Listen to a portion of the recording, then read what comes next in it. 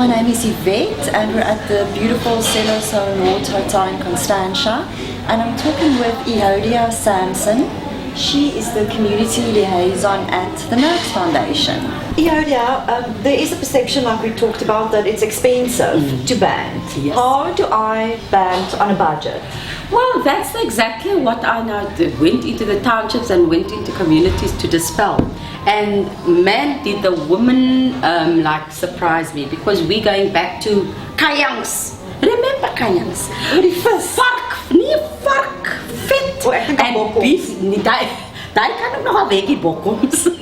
But the fat, rendering fat from the crackling beef fat, and then using the oil to cook in. And that's what we throw away, the fish oils and the margarines and the expensive stuff. Yeah, throw away. And then we're going back to lard, and there's also wholesome, you know, that palm oil butter that you get, fat that you get.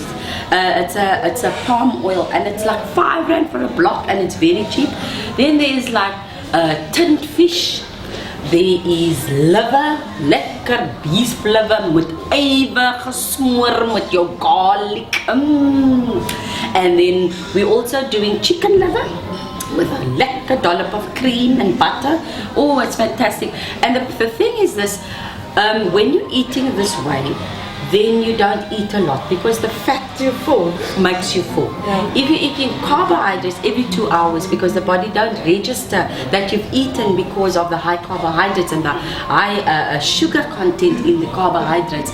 So what we found, what a lot of the ladies found in the community outreaches and the banting interventions, is that they cut their food bill in half, because they're not buying the pastas and the rice and the potatoes and the 2-minute noodles and the processed stuff that actually just pushes up the food price. If you go back 40, 50 years ago, it's the way our grandparents ate.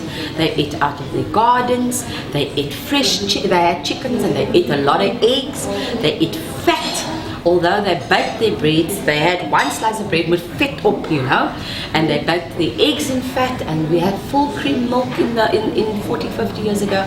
So we know about banting now, but please tell me more about the Noakes Foundation. The Noakes Foundation was formed in honor of my father, who died from diabetes and was treated, in my view, inappropriately, and I was party to it, because that was 1992, and I was a medical doctor trained conventionally, and he received the conventional medical advice, and it clearly didn't help him. And I realized subsequently, when I developed type 2 diabetes, that I didn't want to go the same way, so I started looking into different alternatives for treatment. And then I began to realize that the way we treat diabetes is completely wrong. So us in South Africa, what must we change? How can we eat better? The problem in South Africa is the dietary guidelines say that you must make starch a significant component of every meal. And we even advise people to eat 65% of their calories as carbohydrates. Now that's ludicrous, because humans do not need any 1 gram of carbohydrate to survive. Assuming that the banting revolution is successful, what will the average South African eat in 50 years' time? Well, I would say, what will the healthy South African be eating? And they'll be eating this diet. Because what's going to happen is, if you aren't eating this diet, every generation will be heavier and fatter and more diabetic. And as a consequence, they'll be less healthy, and they'll probably have fewer children. Many people have learned to manage their diabetes and cholesterol and everything by the banting diet. So they're not so reliant on medication anymore. So I'm thinking there must be pharmaceutical companies out there who's just crying in their hands over low profit margins.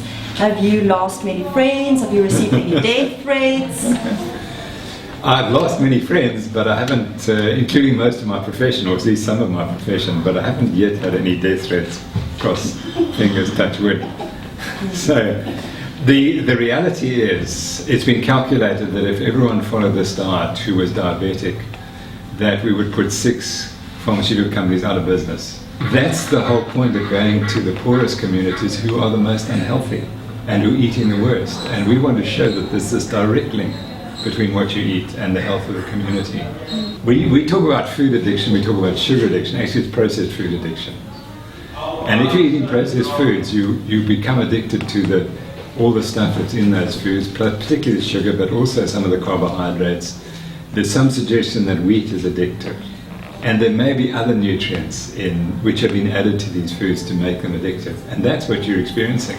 So it's rather than admit you're addicted to the food, rather blame Banting.